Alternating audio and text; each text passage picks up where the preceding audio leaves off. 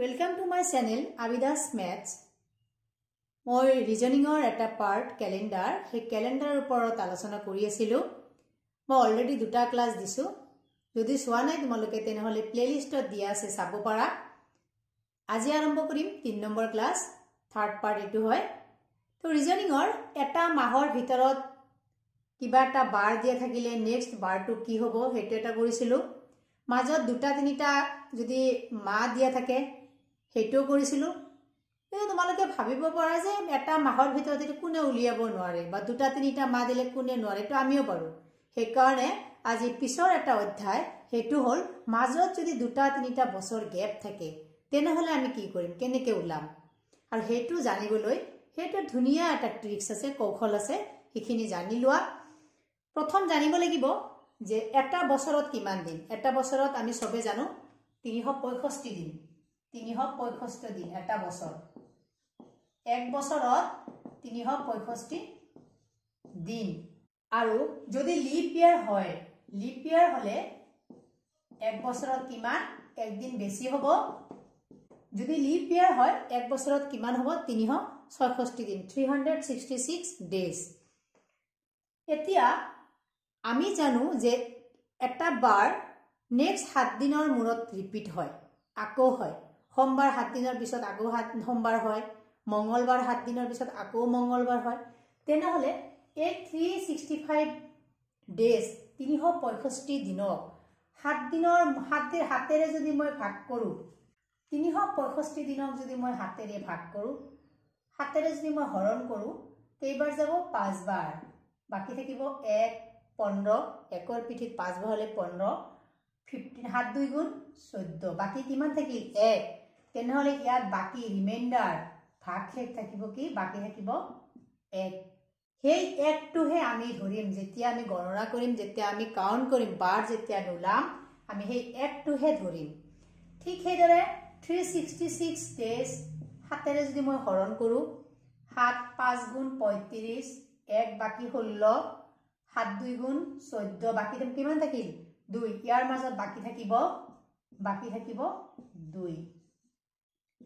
তেনেহলে মনত ৰাখিব লাগিব, আগৰ ক্লাস চালে অলপ ভালকে বুজি পাবা, ক্লিয়াৰ হ'ব। তাতেও লিখা আছিলে যে যদি সাধাৰণ বছৰ হয়, যদি লিপ ইয়াৰ নহয় সাধাৰণ বছৰ হয়, তেনেহলে বাকি থাকিব 1। সেই এক দিনটোহে আমি গণনা কৰিম। আমি এই 365 দিন গণনা নকৰো, এটো সম্ভৱো নহয়। আৰু যদি লিপ ইয়াৰ হয় আমি কি কৰিম, এই 2 দিনহে গণনা কৰিম, 2 দিন। তেনেহলে সাধাৰণ বছৰত 1 আৰু লিপ ইয়াৰত 2 লিখি লব পাৰা। নেক্সট আহিল আমাৰ এটা বছৰত 12টা মাহ থাকে। সেই 12টা মাহৰ দিনবিলাক, প্ৰতিটো মাহৰ দিনবিলাক 31 দিনীয়া হয়, 30 দিনীয়া হয় আৰু ফেব্ৰুৱাৰীৰ 28 বা 29 দিনীয়া হয়। সেই 31 যদি 31 দিন হয়, 31 দিনীয়া যদি হয়, জানুৱাৰী মাহটো 31 দিনীয়া, মাৰ্চটো 31 দিনীয়া, তেনে 31 যদি হয় তেতিয়া কি হ'ব, হাতেৰে হৰণ কৰিলে 4 7 গুণ 28, 29 30 31। তেনেহলে বাকি আমাৰ কিমান থাকিব, বাকি থাকিব 3। যদি 30 হয় তেনেহলে আমাৰ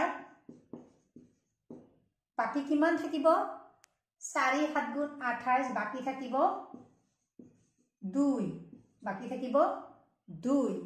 যদি 28 দিনীয়া হয়, যদি ফেব্ৰুৱাৰী মাহটো থাকে তেনেহলে কি হ'ব, বাকি থাকিব 0, 4 7 গুণ 28 একো নাথাকে।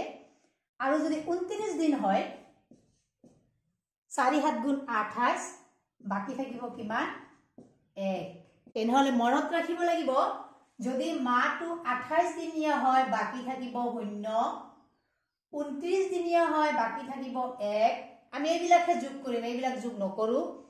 যদি 30 দিনীয়া হয় বাকি থাকিব 2, যদি 31 দিনীয়া হয় বাকি থাকিব 3, এক বছৰ যদি হয় 365 দিন যদি হয় বাকি থাকিব 1, 366 দিন যদি লিপ ইয়াৰ হয় বাকি থাকিব 2। এইখিনি বস্তু তোমালোকে জানিব লাগিব এইখিনি বস্তু জানিলে আৰু যিকোনো ধৰণৰ প্ৰশ্নই নাহক কিয় তোমালোকৰ কোনো ভুল নহয় লিখি ল'ব পাৰা বুজাৰ কাৰণে প্ৰশ্ন এটা লিখিছো 2009 চনৰ জানুৱাৰীৰ 20 তাৰিখ যদি শনিবাৰ হয় তেন্তে 2014 চনৰ মাৰ্চৰ 16 তাৰিখ কি বাৰ হ'ব এনেকুৱা ধৰণৰ প্ৰশ্ন যদি আহে আমি প্ৰথমতে সন বিলাক চাব লাগিব কি সন আছে 2009 তাৰ পিছত আছে 2010 2011 2012 2014 বুজাৰ কাৰণে লিখি লৈছো নিলিখিলেও হ'ব 2009 চনৰ জানুৱাৰীৰ 20 তাৰিখ তেনেহলে 2009 চনত যদি গোটেই বছৰ ধৰা যায় এটু লিপ ইয়াৰ নহয় তেনেহলে আমাৰ দিন হ'ব 365 দিন হ'ব 365 দিন আছে জানুৱাৰীৰ 20 তাৰিখটো দিয়া আছে তাৰ মানে সেই 20 দিনটো বাদ দিব লাগিব -20 বাদ দিলে কি হ'ব 345 সেই 345 ক হাতেৰে হৰণ কৰিব লাগিব হৰণ কৰিলে 4 7 গুণ 28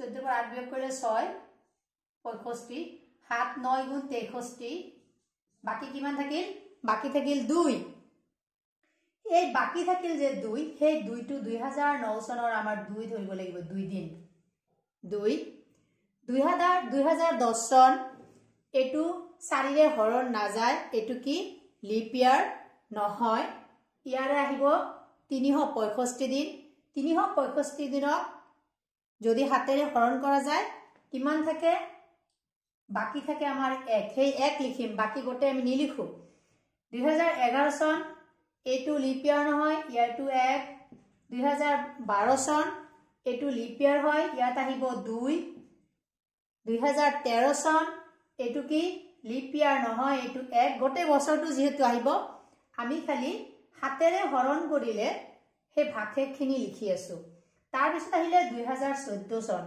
2014 চনৰ মাৰ্চৰ 16 তাৰিখ মাৰ্চৰ 2014 চনৰ জানুৱাৰী 31 দিনীয়া হলে আমাৰ বাকি কি থাকে 3 হে লিখিম 31 দিনীয়া কি লিখিম 3 হে লিখিম 31 দিন তাৰ পিছত লিখিম ফেব্ৰুৱাৰী 2014 চনটো কি লিপ ইয়াৰ নহয় তেনেহলে ফেব্ৰুৱাৰীটো হ'ব 28 দিনীয়া ইয়াত হ'ব 0 বাকি কি আছিল 0 তাৰ পিছত আহিল মাৰ্চৰ 16 তাৰিখ তেনেহলে মাৰ্চৰ কেইদিন ধৰিব লাগিব 16 দিন 16 দিনক হাতেৰে হৰণ কৰিলে বাকি কিমান থাকিব 2 7 2 গুণ 14 বাকি কিমান থাকে 2 হে লিখিম আকৌ কৈছো 2009 চনৰ জানুৱাৰীৰ 20 তাৰিখ তেনেহলে গোটেই বছৰটো 365 দিন সেই 65 দিনৰ পৰা কি বাদ দিছো 20 বাদ দিছো 20 তাৰিখ লৈ আমাৰ 20 তাৰিখটো দিয়া আছে সেই 20 দিন বাদ দিছো বাদ দিলে কিমান থাকিব 345 দিন 345 ডেজ এটু হাতেৰে হৰণ কৰিলে বাকি থাকিব 2 হে বাকিটোহে লিখিম 2010 চনটো লিপ ইয়াৰ নহয় বাকি 1 থাকে হাতেৰে হৰণ কৰিলে সেই 1 লিখিছো নেক্সট 11 চনটো 1 লিখিছো 12 চনটো লিপ ইয়াৰ হয় 2 লিখিছো 2012 চনটো 2013 চনটো লিপ ইয়াৰ নহয় 1 লিখিছো 14 চনত আমাৰ আছে জানুৱাৰী ফেব্ৰুৱাৰী মাৰ্চৰ 16 তাৰিখ জানুৱাৰী 31 দিনীয়া বাকি থাকে কিমান হাতেৰে হৰণ কৰিলে 3 ফেব্ৰুৱাৰী 28 দিনীয়া হৰণ কৰিলে হাতেৰে বাকি থাকিব 0 আৰু 16 মাৰ্চ 16 দিন হাতেৰে হৰণ থাকিলে বাকি থাকিব 2 এতিয়া এই যে আমি এইকেইটা যোগ কৰিলো তাৰ পিছত আমি কি কৰিম 2 1 3 3 1 4 5 6 7 এইকেইটা বাদ দিম যেহেতু আমাৰ হাতেৰে হৰণ কৰিব লাগিব নেক্সট কি থাকিল 3 আৰু 2 5 আমাৰ থাকিব সমান কি 5 7টা বাদ দিয়াৰ পিছত 2 1 3 4 5 6 7 বাকি থাকিব কি 5 এই 5 দিন আমি যোগ কৰিম 2009 চনৰ জানুৱাৰীৰ 20 তাৰিখ যদি শনিবাৰ হয় সেই শনিবাৰৰ লগত নেক্সট 5 দিন যোগ কৰিম 5 দিন তাৰ মানে দেওবাৰ সোমবাৰ মঙ্গল বুধ বৃহস্পতি তেনেহলে শনিবাৰৰ লগত 5 দিন যোগ কৰিলে আমি কি পাম বৃহস্পতিবাৰ তাৰ মানে কি 2014 চনৰ মাৰ্চৰ 16 তাৰিখটো কি বাৰ হ'ব বৃহস্পতিবাৰ হ'ব এনেকুৱা ধৰণৰ ক্যালেন্ডাৰৰ ৰিজনিংৰ প্ৰশ্ন যদি আহে মই যেনেকৈ শিকালো এই নিয়ম কেইটা মানিলে যিকোনো ধৰণৰ প্ৰশ্ন আহিলে তোমালোকে পাৰিবা কোনো ভুল নহয় যদি তোমালোকে বুজি পাই আছা মোৰ ক্লাস যদি বুজি পাই আছা শেয়াৰ আৰু সাবস্ক্ৰাইব কৰিবলৈ নাপাহৰিবা আৰু ধুনীয়াকৈ এটা কমেন্ট লিখি যাবা আজিলৈ ইমানে ধন্যবাদ